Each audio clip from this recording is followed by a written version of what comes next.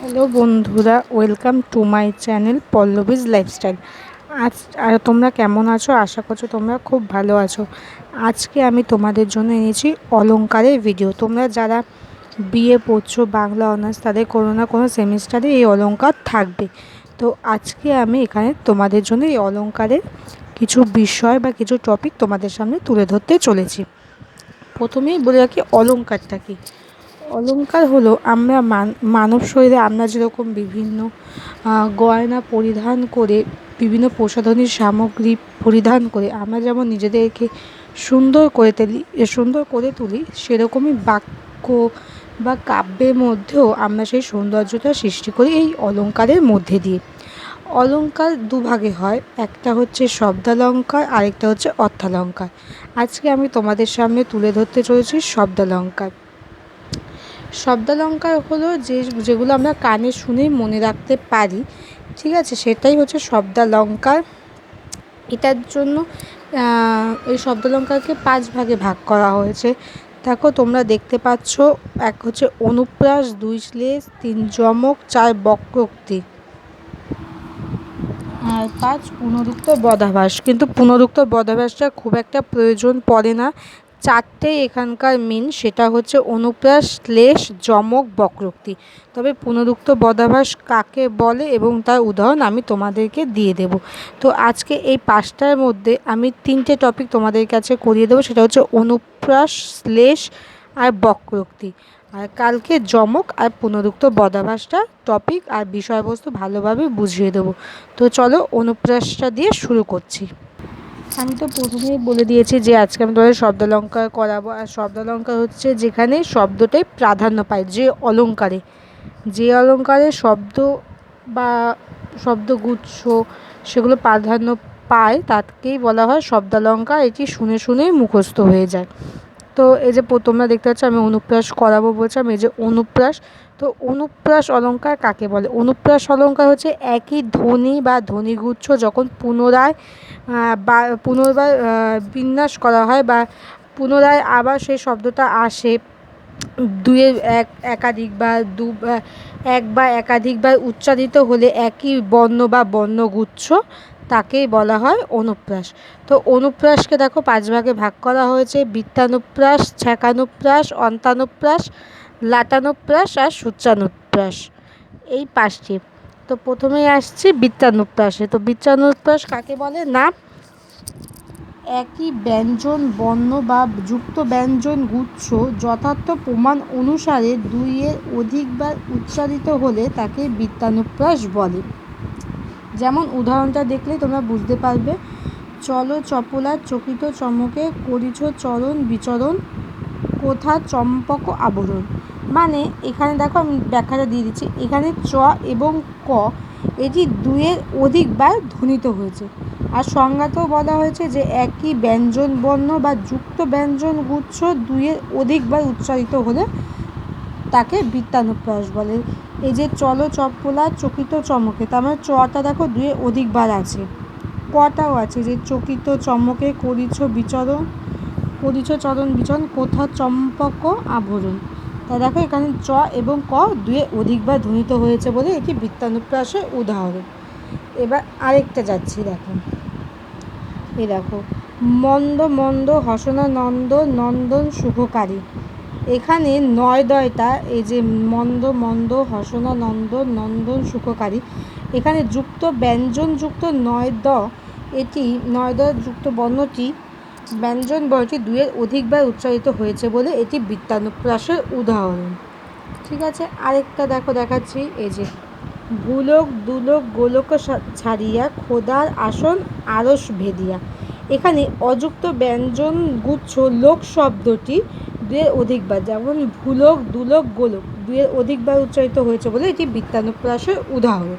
তার মানে যে একটি ব্যঞ্জন বর্ণ বা যুক্ত ব্যঞ্জন গুচ্ছ বা অযুক্ত ব্যঞ্জন গুচ্ছ 2-এর অধিকবার উচ্চারিত হলে তাকে বলা হয় বৃত্তানুপ্রাস। ওকে, এরপর ছ্যাঁকানুপ্রাস। এই একই ব্যঞ্জন গুচ্ছ যুক্ত বা অযুক্তভাবে একই ক্রমে মাত্র 2বার ধ্বনিত হলে তাকে ছ্যাঁকানুপ্রাস বলে। মানে আগের যুক্তানুপ্রাসে যেটা আমরা পড়লাম যে একই ব্যঞ্জন বর্ণ বা অযুক্ত ব্যঞ্জন বা যুক্ত ব্যঞ্জন দুয়ে অধিকবার উচ্চারিত হলে, আর ছ্যাঁকানুপ্রাসে বলছে শুধুমাত্র দুবারে, যে একই ব্যঞ্জন গুচ্ছ যুক্ত বা অযুক্তভাবে একই ক্রমে মাত্র দুবার, মানে আগেটা হচ্ছে দুয়ের অধিকবার, আর এটা বলছে শুধুমাত্র দুবার ধ্বনিত হলেই তাকে ছ্যাঁকানুপ্রাস বলে। যেমন লঙ্কায় পঙ্কজ রবি গেলা ওস্তা চলে, তার মানে এখানে যে যুক্ত ব্যঞ্জন গুচ্ছ আছে ওই যে উময় ক, এটি শুধুমাত্র দুবার ব্যবহৃত হয়েছে, তার জন্য এটি ছ্যাঁকানুপ্রাসের উদাহরণ। ঠিক আছে, তারপরটা যেমন দেখো জলসিঞ্চিত ক্ষিতি সৌরভ সৌরভ রভসে, এই যে সৌরভ আর রভসে, এই যে রভ আর রব বসনরা ভ আর এদিকে বসনরা ভ, দেখো দুবার ব্যবহৃত হয়েছে, তার জন্য এটি ছ্যাঁকানুপ্রাসের উদাহরণ। এরপর হচ্ছে অন্তানুপ্রাস। এটা দেখো কবিতার চরণান্তে অথবা পর্বান্তে যে ধ্বনিগত মিল থাকে তাকেই বলা হয় অন্তানুপ্রাস।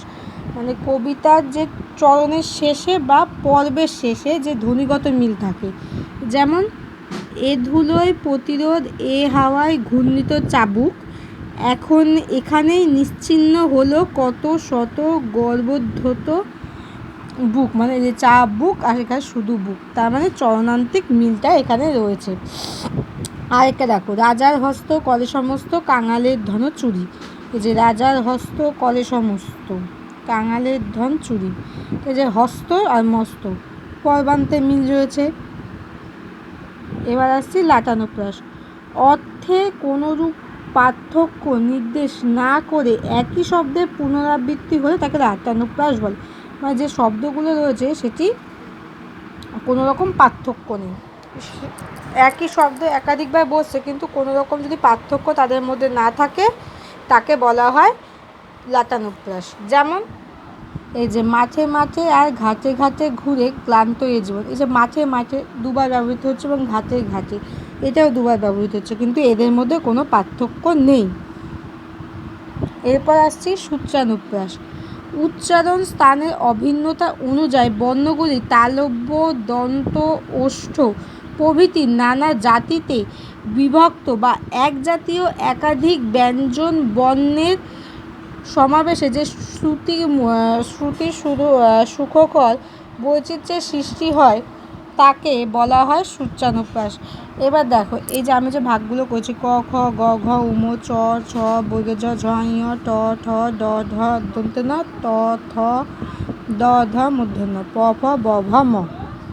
ঠিক আছে, এবার দেখো আমি এই যে ক চ ট ত প, এই যে এটা তো আমরা আলাদা আলাদা বর্গ আছে, যেমন এই যে ক এটা হচ্ছে কণ্ঠবর্ণ, কণ্ঠবর্ণের মধ্যে পড়ছে, চ মূর্ধা, ট হচ্ছে তালব্য, তালব্য ধ্বনির মধ্যে পড়ছে, ত দন্ত আর প ওষ্ঠ। এটার উপর ভিত্তি করে আমাদের সূত্রানুপ্রাসটা হচ্ছে কি হচ্ছে উচ্চারণ স্থানের অভিন্নতা অনুযায়ী বর্ণগুলি তালব্য দন্ত ওষ্ঠ প্রভৃতি নানা জাতিতে বিভক্ত। তার মানে যে ক এটি আলাদা বর্ণের মধ্যে আলাদা শ্রেণীর মধ্যে পড়ছে, চ এটি আলাদা শ্রেণীর মধ্যে পড়ছে। ঠিক আছে, নানা জাতিতে বিভক্ত বা এক জাতীয় হতে পারে একাধিক ব্যঞ্জন বর্ণের সমাবেশে যে শ্রুতি সুখকর, মানে যে একটা শুনতে সুন্দর লাগছে এবং তার মধ্যে যে বৈচিত্র্যতা সৃষ্টি হচ্ছে এর মাধ্যমে সূত্রানুপ্রাসটা হচ্ছে। ওকে, এরপর আসি পরেরটায়। এরপর আসছি বক্রোক্তি। তো বক্রোক্তি কাকে বলে? বলছে বক্তার বক্তব্যের বিষয় যদি কাকু নিবন্ধ বা শ্লেষ নিবন্ধ শ্রোতা কর্তৃক ভিন্ন অর্থে গৃহীত হয় তাকে বক্রোক্তি অলঙ্কার বলে। মানে আমরা একটা অর্থে বলছি এবং আমরা বক্তা, ঠিক আছে, আমরা এক অর্থে বলছি আর শ্রোতা সেটি ভিন্ন অর্থে সেটি ভিন্ন অর্থে গ্রহণ করছে, এরকম হলে তাকে বক্রোক্তি অলঙ্কার বলা হয়। বক্রোক্তি অলঙ্কারকে দুভাগে ভাগ করা হয়, একটা হচ্ছে শ্লেষ বক্রোক্তি আর একটা হচ্ছে কাকু বক্রোক্তি। তো প্রথমে আসি শ্লেষ বক্রোক্তিতে।